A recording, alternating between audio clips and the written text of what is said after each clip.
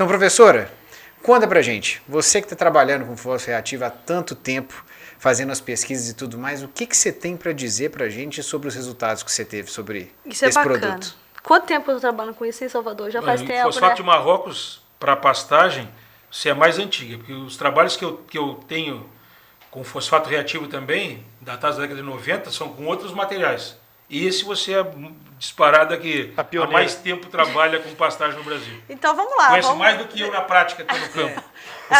O Salvador te liga para saber como é que as coisas funcionam? Como é que tá indo? Não, né? a gente conversa muito, né, Salvador? A conversa. gente se fala muito. Não, isso aí, eu trabalho sempre muita parceria com a OACP. Na verdade, antes de eu falar do trabalho propriamente dito, eu vou falar rapidinho dessa história, né? Como é que foi esse nosso histórico aí de começar a trabalhar. Eu quando comecei a trabalhar com fosfato natural reativo, foi de forma independente, né, Salvador? Eu realmente tinha curiosidade. Eu sabia, né, que a gente podia utilizar uma fonte de fósforo que fosse um pouco mais barata. Na época, o pessoal da Eringer me procurou, né, para que a gente montasse um modelo experimental para testar umas misturas. Né, a gente sabia que precisava do fosfato de rápida liberação para dar o start, para iniciar o processo de enraizamento, de perfilhamento, que nós já conversamos no episódio anterior. Corre lá, pessoal, para escutar quem não ouviu ainda. Né? E aí a gente sabia que precisava dessa quantidade de fosfato de rápida liberação, né, o acidulado, super simples, super triplo, o MAP, para acelerar o processo. Mas que a gente poderia substituir parte desse fosfato que era mais caro. Né? As nossas rochas são boas para fazer isso, né, Salvador? As nossas rochas para fazer o super simples, o super triplo, o pessoal faz. A rocha nacional, nacional faz um fosfato acidulado de qualidade muito boa. Então faz um super simples, um super triplo, tudo bem. Então vamos ver como que seriam essas combinações. E começamos meio que assim, por onde nós vamos começar? É 80-20? É 20-80? Porque era uma resposta, né, que a gente tinha que dar. Eu vou fazer o quê? É 20% de MAP e 80% de FNR ou é o contrário? Então, para não ter complicação, nós vamos testar tudo. E aí fizemos um mega experimento, na época foi um experimento muito grande que eu fiz, um experimento de uma área muito grande, porque eram muitos tratamentos. Então eu comecei a testar com marandu. E por que eu fiz a marandu? Eu testei marandu porque ela é, até hoje, a planta mais cultivada no mundo, né? Nós não temos nenhuma outra planta que tenha maior área cultivada do que a Braquiária brisanta, né? Eu achei que ele ia falar é porque é o que estava plantado. Não, eu tinha que responder, porque a maior parte dos nossos pecuaristas, mais de 60% dos nossos pecuaristas utilizavam marandu. Então vamos trazer essa resposta para marandu. E aí fizemos esse trabalho com diferentes combinações. Então o trabalho ele era diferentes fontes de fósforo e suas combinações. Né? Junto com o Humberto, que trabalhava na Eringer, hoje está em carreira solo aí, mas é uma pessoa muito competente na área de fertilidade do solo, então o Humberto foi todo o meu suporte. E aí começamos esse trabalho e ficamos 4 anos, Daniel, trabalhando com isso. O que os nossos resultados apontaram? Que quanto maior a quantidade de fosfato natural reativo de Marrocos eu tinha no meu blend, eu tinha nessa minha mistura, mais tempo eu tinha durabilidade e produtividade no pasto. Então, quando eu trabalhei somente com MAP, eu tinha um tratamento que era só MAP 1, que era 100% fosfato natural. Quando eu trabalhei só com MAP, a produção no primeiro ano desse tratamento ela explodiu, né, Salvador? O MAP foi usado, né, o fosfato foi usado imediatamente, então explodiu. Só que quando eu chego do segundo para o terceiro, eu tenho uma queda tão grande nessa produção que ele se equivale praticamente a testemunha. O fósforo já não estava mais dando conta de atender a produtividade do capim. E aonde eu tinha o fosfato natural reativo, eu consegui manter uma produtividade a longo prazo. Né? Então, o que a gente descobre? Que trabalhar com uma mistura de 20% de MAP em marandu, nas minhas condições de solo, com o meu teor de argila, com 20% de MAP e 80% de fosfato natural reativo, era o suficiente para eu ter uma manutenção de pasto para não me preocupar com fósforo por pelo menos 4 anos. E digo mais, Salvador, se eu tivesse feito com 5, 6, 7, eu talvez tivesse uma resposta um pouco maior. Veremos ainda veremos. essa resposta, a gente continua fazendo os trabalhos. Então, e aí, depois que esse trabalho foi publicado, eu estava na minha sala e recebi alguém da OCP, a Tânia, estava até aqui. Aí a Tânia bateu e falou, professor, eu vi que você publicou um trabalho, né, e você sabia que era o nosso fosfato? Eu falei, não tinha a menor ideia. Eu peguei, né, não sabia que o fosfato era da OCP. Então, a gente queria continuar o trabalho. Você tem interesse? O Leonardo Bittencourt já tinha ido também lá. E aí, Daniel, eu falei, vamos fazer. Só que vamos fazer com uma planta mais exigente em fósforo? Vamos usar um pânico, porque nós já temos resposta com braquiária. E aí o Zuri estava saindo no mercado, era uma planta nova que estava sendo bastante aceita pelos pecuaristas, então vamos embora fazer.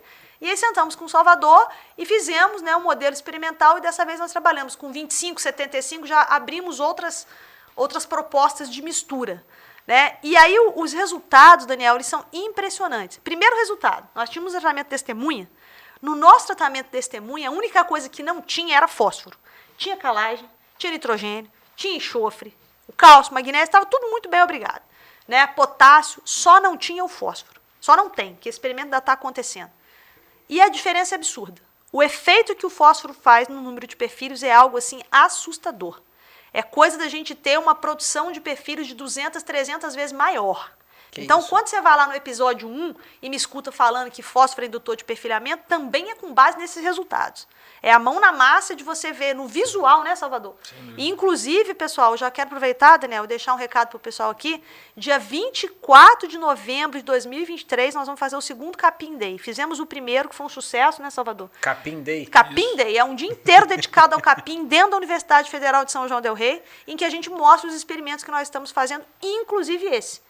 Não percam, pessoal, é fantástico. É um dia inteiro de interação lá, muito bom. Então, o ano passado foi bem bacana. E aí, Daniel, o que esses resultados apontaram pra gente?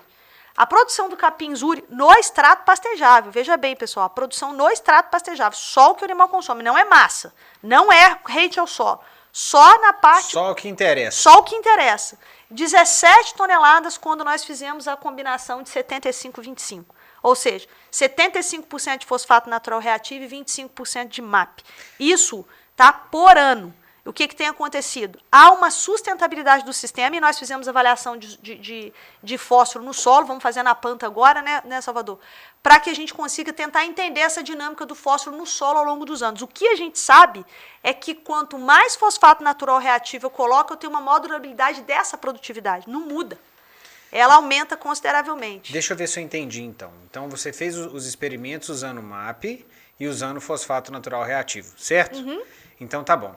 No primeiro ano, assim, da primeira vez, o MAP se mostrou mais vigoroso, assim, para trazer a forjicultura, trazer a pastagem. Em compensação, quando você usa fosfato natural reativo, acaba que você tem o fósforo por mais tempo fazendo esse trabalho. Provavelmente não, né? Porque o MAP ele é utilizado mais rápido, então ele acaba também, vamos colocar assim, acabando mais rápido. Então, quando você coloca o MAP junto, na proporção de 20 ou 25% de MAP e o restante você faz de fosfato natural reativo, o que você quer, na verdade, é a agilidade do MAP no primeiro ano. Exato. E o prolongamento da utilização dele ao longo dos outros. Exatamente. E redução do custo do ponto de fósforo médio que eu estou utilizando. Em vez de eu colocar tudo MAP, que é bem mais caro, eu coloco esse blend, reduzindo o meu custo de adubação. E a diferença no custo ela é gritante. Só um nível de exemplo aqui para vocês. A minha aluna publicou agora recentemente, apresentou recentemente o trabalho dela, né, na iniciação científica. Então, ela fez uns orçamentos. Né, isso aí chegando para a gente lá, tá? Chegando para a gente dentro da universidade. Se a gente fosse comprar o MAP, estava quase R$5.000 a tonelada. Se fosse comprar o fosfato natural reativo, não chegava a R$2.000. Então, quando eu tenho que trocar 75% do MAP pelo fosfato natural, imagino quanto que eu abaixo o custo. E eu aumento na durabilidade do meu pasto. Né? Então, isso aí, para a gente, já é o suficiente para mostrar que efetivamente funciona. Então, qual é o objetivo do trabalho? É a gente encontrar a melhor combinação para poder colocar um produto no mercado com essa melhor combinação, mas, sobretudo, diminuição de custo e durabilidade. Eu estou falando aqui de sustentabilidade, né? Porque eu não tenho que ver o pasto se degradando, porque o fósforo, que é um elemento muito faltante no nosso solo, nós conversamos sobre isso no primeiro episódio, ele vai estar ali sendo liberado, não vai ser fixado, né, Salvador? Porque ele chega aos poucos na solução do solo e eu tenho, então, a durabilidade do meu pasto. O objetivo é esse, é diminuir a área de pastagem degradada.